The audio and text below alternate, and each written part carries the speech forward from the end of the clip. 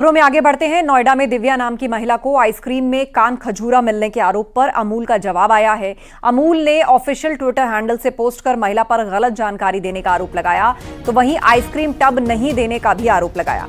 अमूल के आरोप पर महिला का कहना है कि 2 लोग आए थे, लेकिन उन्होंने टब नहीं मांगा और अनजान लोगों को टब देना ठीक भी नहीं था। न्यूज 18 से बातचीत में दिव्या ने क्या कुछ कहा, आपको सुनवाते हैं। हमारे साथ बातचीत करने के लिए दिव्या है, सीधे बातचीत करते हैं। मैम, क्या हुआ था? आप अमूल के कोई पदाधिकारी आपके घर आए थे, उस दौरान क्या कुछ हुआ था? देखिए, 15 तारीख की शाम को 9:30 बजे अमूल के डिपार्टमेंट के नरेंद्र जी और शिवम जी मेरे पास आए थे, जिन्होंने डब्बा मांगा था। तो मैंने उनसे ये बात कही थी कि देखिए, मैं डब्बा आपको नहीं दूंगी क्योंकि फूड डिपार्टमेंट भी डब्बे की रिक्वायरमेंट मेरे से कर सकता है, तो आप इसमें से सैंपल लेके जा सकते हैं। तो जिसमें से कि शिवम जी ने अमूल में से, आप सैंपल देख सकते हैं, इसमें से सैंपल लेके जा चुके हैं।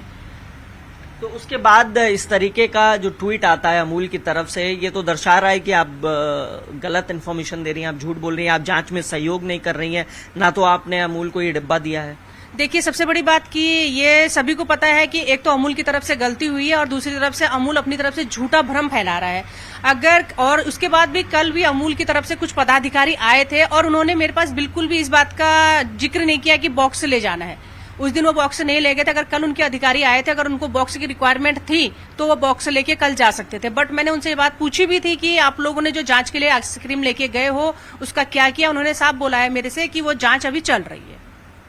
इसके अलावा जो जिला प्रशासन स्तर पर जांच चल रही थी, जिला प्रशासन के लोग भी आए थे, वो भी कुछ सैंपल ले गए थे, क्या कुछ निकला है? कोई बातचीत हुई आप लोगों की? जी, मेरी कल खाद्य विभाग से 2-3 लोग जो घर पे आए थे, विजिट किया था, जिन्होंने मेरी उनसे बात हुई है, उन्होंने बोला है कि हम लोगों ने चालान कर दिया है, उनके ऊपर एक्शन लिया जाएगा। मैंने उनसे ये बात भी कही कि कल मैंने 2-3 बार उनको कॉल किया था कि आपको अगर बॉक्स, मैंने उनसे सवाल भी पूछा था खाद्य विभाग से कि आप लोग जब आइसक्रीम मेरे पास है तो आप लोग किस चीज की जांच कर रहे हो, और मैंने उनसे रिक्वेस्ट भी किया था कि अगर आपको सैंपल चाहिए तो मैं आपके पास बॉक्स पहुंचाने आऊं, तो उसमें साफ उन्होंने मना कर दिया है कि हमने और जगहों से सैंपल कलेक्ट कर लिया है।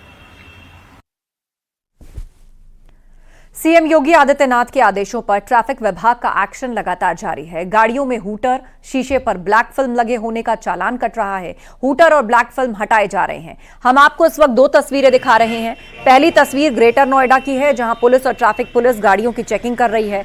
हूटर और शीशे पर ब्लैक फिल्म की चेकिंग हो रही है और ऐसा होने पर उसे हटाया जा रहा है, चालान काटे जा रहे हैं। तो वहीं दूसरी तस्वीर शाहजहांपुर की है, जहां पुलिस ने 12 से ज्यादा हूटर लगी गाड़ियों को पकड़ा है। पुलिस ने चालान की कार्रवाई करते हुए सभी गाड़ियों के हूटर उतरवाए और कार मालिकों को हिदायत दी गई।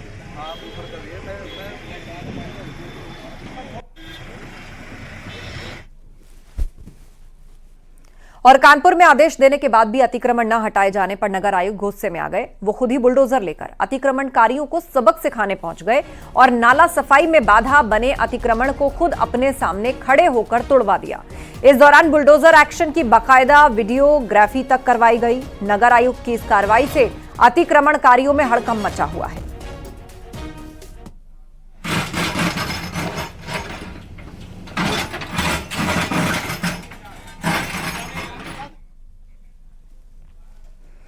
और लखीमपुर खीरी में 3 लोगों की मौत का मामला, हाई टेंशन लाइन की चपेट में आने से मौत हुई थी। लखीमपुर हादसे पर कार्रवाई हुई है। अधिशासी अभियंता, एसडीओ और जेई निलंबित किए गए। ऊर्जा मंत्री ने यूपीपीसीएल के अध्यक्ष को सख्त निर्देश दिए हैं। मृतक के परिजनों को 5 लाख रुपए का मुआवजा, घायलों को 50-50 हजार देने का ऐलान किया गया है।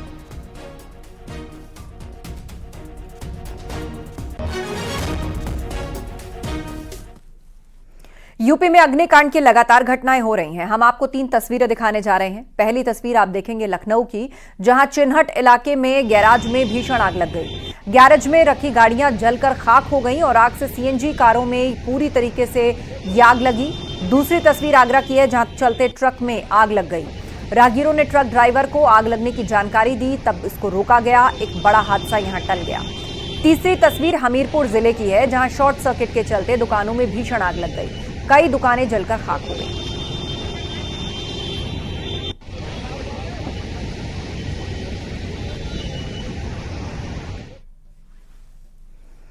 सहारनपुर में बाइक सवार अज्ञात बदमाशों ने घर के बाहर बैठे युवकों पर फायरिंग कर दी। फायरिंग कर आरोपी फरार हो गए। घटना से इलाके में दहशत फैल गई।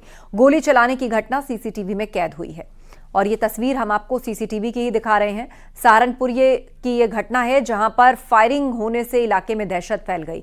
बाइक सवार 2 लोग आते हैं और किस तरह यहां पर गोली चलाते हुए निकल जाते हैं, बैठे हुए लोगों पर फायरिंग करते हैं और वहां से भाग जाते हैं। ये पूरी तस्वीरें सीसीटीवी में कैद हुई हैं। बाइक सवार बदमाशों ने फायरिंग की है। तो फायरिंग की घटना से पूरे इलाके में दहशत है।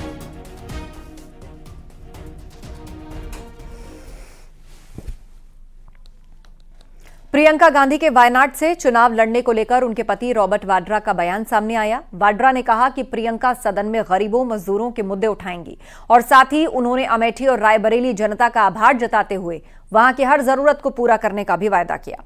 वाड्रा ने कहा कि अमेठी की जनता ने अपनी भूल मान ली है और फिर से गांधी परिवार को मौका दिया है। पहले तो मैं बोलूँगा कि अमेठी और रायबरेली की जो जनता है वो हमेशा चाहती है कि गांधी परिवार उनके साथ एकजुट रहे, क्योंकि गांधी परिवार ने ही वहाँ बहुत फ़ायदा दिया है उनको।